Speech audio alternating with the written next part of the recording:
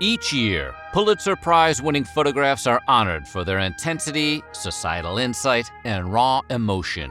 But while those pictures may provide provocative glimpses into people's lives, the stories behind them reveal much more than any single image could. So, today we're taking a look at Pulitzer Prize-winning photographs and the stories behind them. But before we get started, be sure to subscribe to the Weird History channel.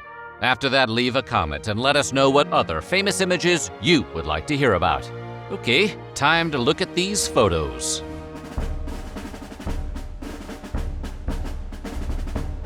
On February 23, 1945, Joseph Rosenthal took a picture of 6 U.S. Marines as they raised a flag on Iwo Jima after taking control of the island from the Japanese forces 5 days earlier.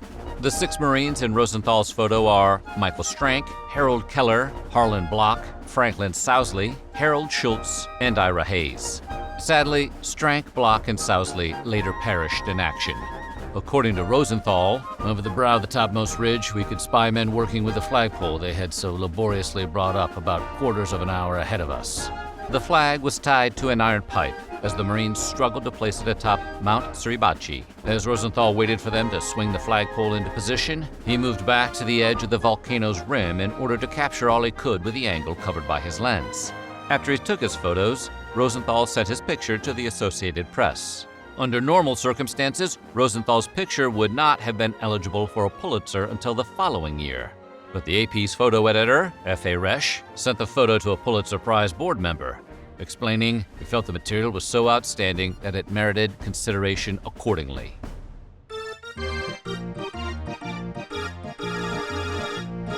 The first sports-themed Pulitzer Prize-winning photograph, Babe Ruth Bows Out, was taken on June 13, 1948, the day of the Great Bambino's final baseball game. Nathaniel Nat Fine, a photographer for the New York Herald Tribune, was one of many photographers present for the event. But Fine's picture captured Ruth's emotional emergence from the dugout from a unique perspective. When Ruth leaned himself on a bat and the thousands of spectators cheered, Fine moved behind the slugger to seize upon the natural light. He also wanted to include Ruth's uniform number, 3, which would later be retired by the Yankees and never again worn by a member of the team. Tragically, the Sultan of Swat succumbed from cancer just 2 months after the photo was taken.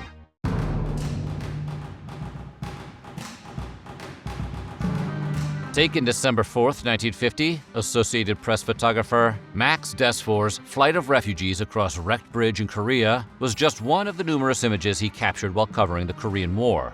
Desfor, who apparently had some serious cojones, had parachuted into North Korea alongside American troops. And when North Korean and Chinese forces attacked, Desfor found himself near Pyongyang, surrounded by thousands of fleeing refugees trying to cross the Taedong River. Desfor later recalled the scene, saying, "All of these people were literally crawling through these broken-down girders of the bridge. They were in and out of it, on top, underneath, and just barely escaping the freezing water. My hands got so cold, I could barely trip the shutter on my camera." Luckily, he found a way to snap the iconic image. The Pulitzer Prize jury found the bridge photo to be especially poignant, praising Desfor and his work for all the qualities which make for distinguished news photography: imagination, disregard for personal safety, perception of human interest, and the ability to make the camera tell the whole story.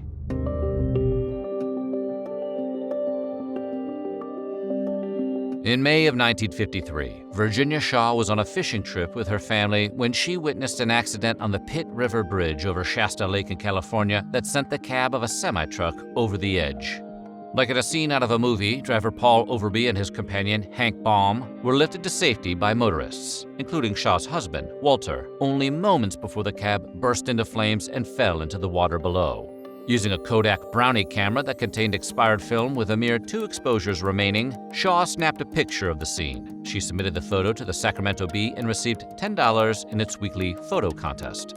The picture was then published in the Akron Beacon Journal in Ohio, and then later picked up by the Associated Press. Finally, it made its way to the Pulitzer jury, who would bestow its highest honor on Shaw. The win made her only the second amateur photographer to win the Pulitzer Prize in news photography and the first woman to ever receive the prestigious award. But since it was the 50s, the official announcement about her Pulitzer Prize identified her as Mrs. Walter M. Shaw. Gee, thanks?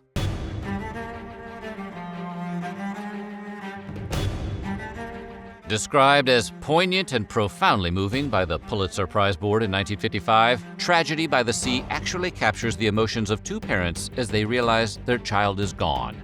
Yeah, we had no idea that's what was going on either. On April 2nd, 1954, Los Angeles Times photographer John L. Gaunt was in his front yard near Hermosa Beach when his neighbor alerted him to some excitement on the beach. Gaunt grabbed his camera and headed over, photographing the young couple, the McDonalds, just moments after their infant son, Michael, disappeared into the surf. Gaunt took 4 pictures that day, a series of images the Pulitzer Prize jury initially ranked number 4 out of their top 5. But the decision was overruled, and the prize was awarded to Gaunt.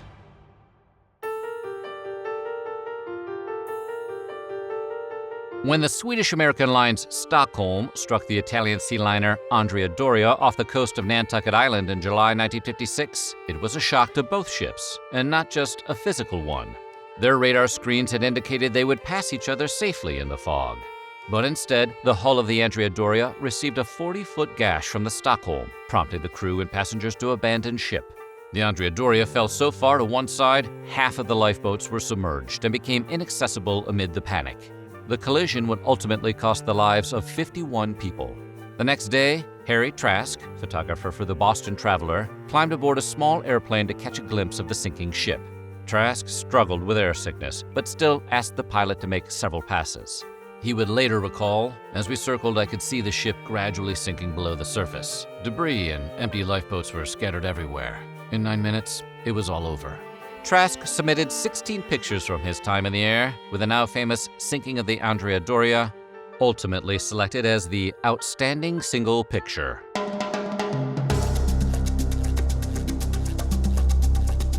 Once Fidel Castro and his forces seized power in 1959 during the Cuban Revolution, they detained hundreds of members of the military and police forces, including Jose Rodriguez.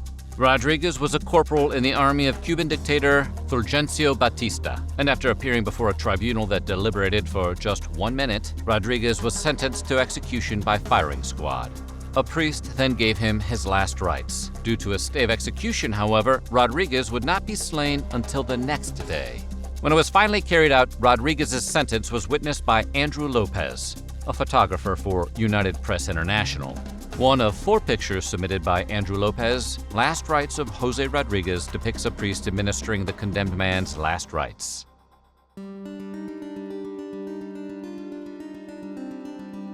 On July 17, 1967, photographer Rocco Morbido was driving in Jacksonville, Florida, when he spotted an electric company lineman dangling upside down from an electricity pole. The worker, Randall Champion, had been shocked by over 4,100 volts, which is entirely too many volts, leaving him unconscious and hanging precariously. Morbido, a photographer for the Jacksonville Journal, took a quick photo and then went to call an ambulance just as another lineman named J.D. Thompson climbed the pole and began to give his co-worker mouth-to-mouth resuscitation. Once he called for help, Morbido continued to take pictures, finally hearing the words, "He's breathing," from the heroic lineman above.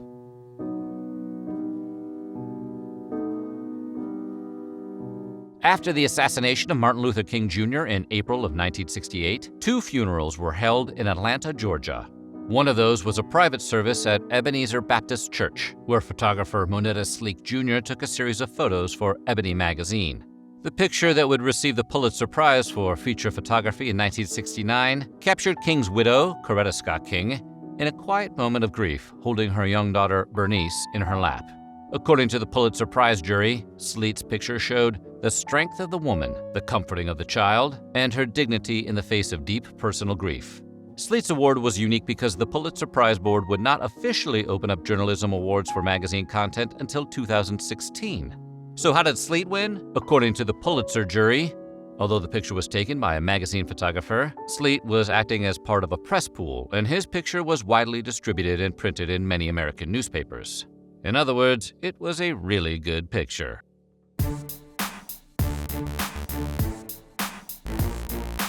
In April of 1969, a group of students took over Willard Straight Hall on the campus of Cornell University in Ithaca, New York. As members of the Afro-American Society, the students saw themselves as standing up against prejudice and inequity at Cornell and were demanding a separate college for black students. When photographer Steve Starr arrived on the scene, he saw a student with a rifle inside the building. For the next 34 hours, Starr tried to stay on top of the story. Meanwhile, the university public relations people, who could smell a PR disaster in the making, tried to keep the media away. Starr took his award-winning photo after the armed students finally left Willard Straight Hall at the end of their 36-hour standoff. The protests had remained peaceful throughout, but the Pulitzer Prize jurors praised Starr for photographing an event that marked one of the main turning points in a year of campus turmoil. Furthermore, the jurors believed that the picture had a major impact on later events because it was the first time that campus protests were openly armed.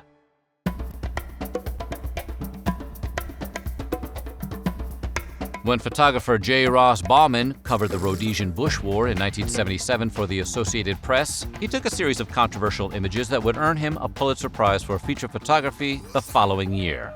In 1977, Bauman accompanied forces deployed by the white government in what was then called Rhodesia and is now called Zimbabwe. They were on a mission to weed out anti-government guerrillas. Bauman recalled that they forced all the men in one village to line up in push-up stance on the ground for 45 minutes. Villagers were further subjected to beatings and torture to coerce them to give up any known guerrillas, often to no avail. The Rhodesian government later confiscated much of Bauman's film, but he managed to hide 3 rolls. After they were published, Bauman's role in the incident was called into question, as was the authenticity of his work. But Bauman stood by his photos, and the Pulitzer Prize jurors agreed, saying the images depicted one part of a nasty war, the plight of black prisoners captured by the Rhodesian army. Bauman was 23 years old when he won the Pulitzer Prize for feature photography, making him the youngest individual to ever receive the award. So what do you think? Which of these famous photographs had the most surprising backstory? Let us know in the comments below. And while you're at it, check out some of these other videos from our weird history.